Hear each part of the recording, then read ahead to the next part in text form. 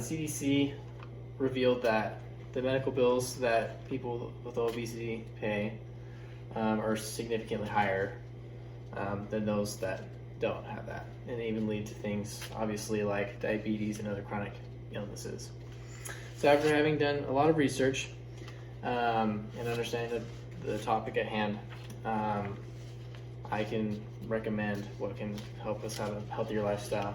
So today you're going to learn how to avoid obesity and type 2 diabetes and how to restructure your eating habits. First, bad eating habits leads to obesity and chronic disease. Second, bad eating habits then is a costly lifestyle. Finally, you will understand the need for the solution I propose. To begin, let's turn to the consequence of bad eating habits. So, number one, levels of obesity. Once again, I say were 30% a few years ago and have now risen to 42%. So take the story of Minnie Ortiz, who was diagnosed with type 2 diabetes in the 6th grade. She ate sugar, candy, etc., soda, you name it. She noticed that she was exhausted and constantly sleepy. She eventually ended up in a diabetes coma, and that is when she was finally diagnosed, was when she woke up from that coma. And now she has to live the rest of her life having to watch what she eats very closely and counting carbs and all that kind of thing. So let's still remember that 42% of people are overweight, and that means basically 80 million plus people are obese in the United States.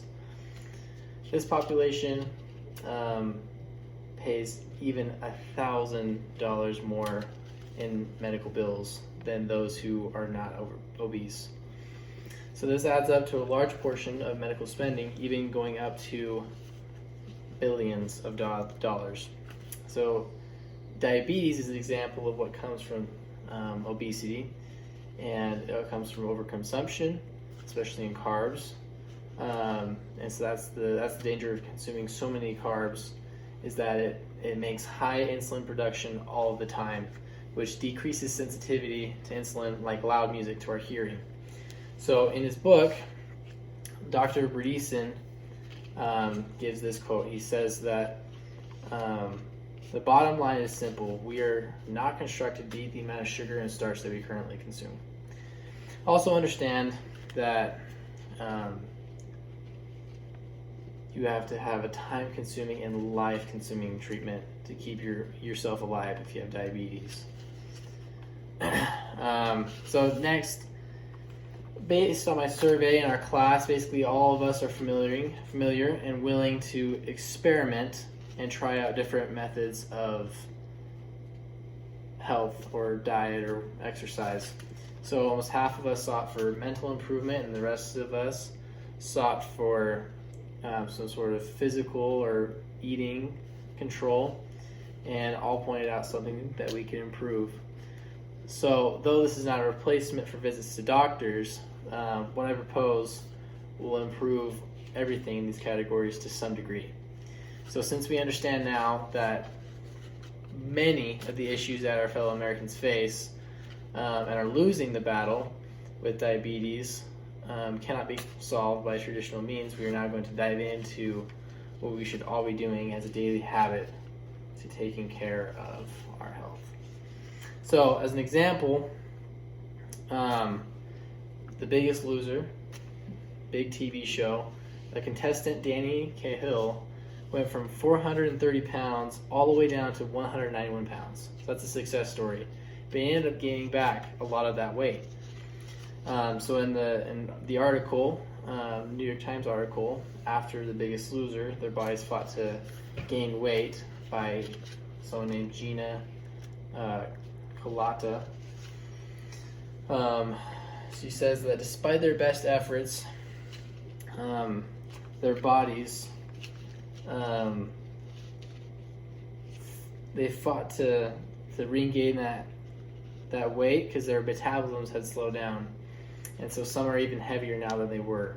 So this traditional strategy consists of meals throughout the day that are spaced out, as well as working out. That's the strategy in The Biggest Loser, and that's kind of the strategy today, is you're spacing out your little meals throughout the day. So also another snippet. She says that their breakfast was typically 1 egg, 2 egg whites, and half a grapefruit, and a piece of sprouted grain toast, which does not sound like a meal to me. That sounds like an appetizer. That would just tease me and make me hungrier. That makes me miserable. So my solution for individuals to lose this weight and to sustain it is intermittent fasting. This is a very easy diet to follow when done correctly, and it's designed to burn fat. Intermittent fasting leads us to a state of ketosis. Contrary to what you might have heard about ketosis, this is very good. This is what our bodies were designed to do. In ketosis, our body burns fat. So it's the key controlling how much body fat you have when you follow it disciplinedly. And like all things, intermittent fasting can obviously be done incorrectly. So I find it easier to avoid temptation rather than resisting temptation. So for an alcoholic, it's hard to take a drink and then stop drinking, and it's a lot easier just to abstain or even maybe not be in the bar, right?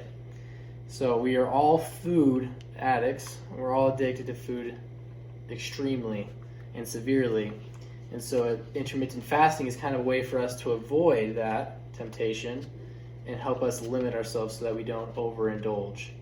And so it's harder to overindulge when you only have a very small amount of time that you can eat. So keep in mind that intermittent fasting is you're going without meals for at least 12 hours, usually 16 hours to 20 hours a day. And then for that small window of leftover time, you eat your meals. And so it's a lot harder to get, all more than enough calories in that little bit of time. So what I've identified as the biggest concern with intermittent fasting would be intermittent fasting leads to eating disorders. So intermittent fasting and almost any other diet are actually correlative to eating disorders, but correlation does not equal causation. Second, remember that disorders are mostly developed because of obsession over image or weight, and also mostly occur in adolescence. So this is supported by the article Research Review, What Have We Learned About the Causes of Eating Disorders, by Kristen Colbert and many others. And it highlights the media portrayals of the need to be thin and existing personality traits such as perfectionism and everything else that lies at the heart of eating disorders. So an individual under 18 participating in intermittent fasting is misinformed anyway, because intermittent fasting is not recommended for those that are under 18 or pregnant, or there's lots of other things. If you have diabetes, it's not recommended for you to do. So those with higher caloric needs basically are not recommended also to be on this diet. So an article on PubMed, it says that in normal, healthy, overweight or obese adults, there is little evidence that intermittent fasting regimens harmful physically or mentally, like in terms of mood. So, in addition to the lack of evidence of intermittent fasting causing eating disorders, we'll also turn to my other refutation, which is to deny. And so it's that intermittent fasting done correctly, as well as any other diet, should always be about health and not an overemphasis on image or weight. So to reiterate, intermittent fasting is not to blame, but the wrong focus over image or other things like that is. So intermittent fasting is a good behavior to teach people, which is supported by many evidence, to teach people to prefer vegetables or reduce your soft drink intake and so forth. And so intermittent fasting, when one is able to incorporate that into their life, is just incorporating better behavior. So as previously mentioned, intermittent fasting does not remake one's limit of calories also, but it just helps us to stay within that limit, basically. So now that you are in possession of the facts, we know that intermittent fasting is a better way to live, and it's an easier way to have better eating habits. So without changing your strategies and to combat eating, we're only going to increase our levels of obesity in this country. And remember, as of 2018, 42% of Americans were obese, which would soon reach half of Americans. So the diet of Americans is too much, too frequently, and too often. And all of those things are solved by intermittent fasting.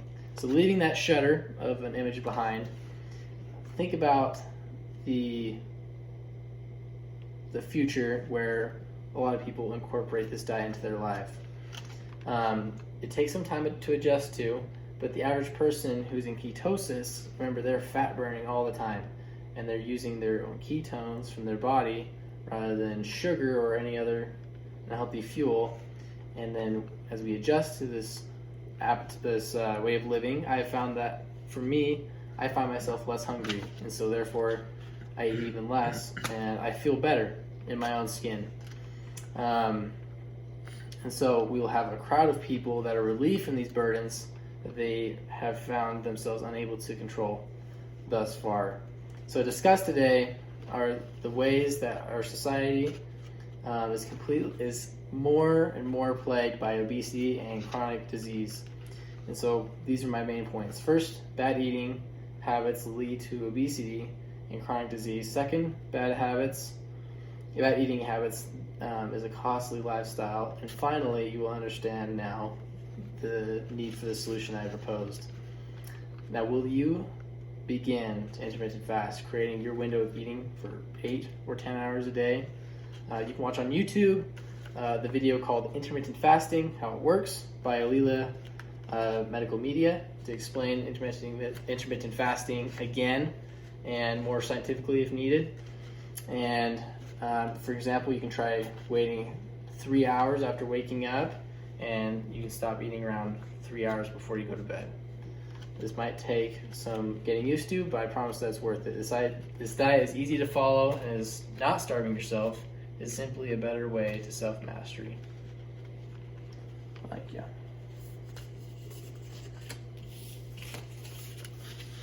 These are my note cards.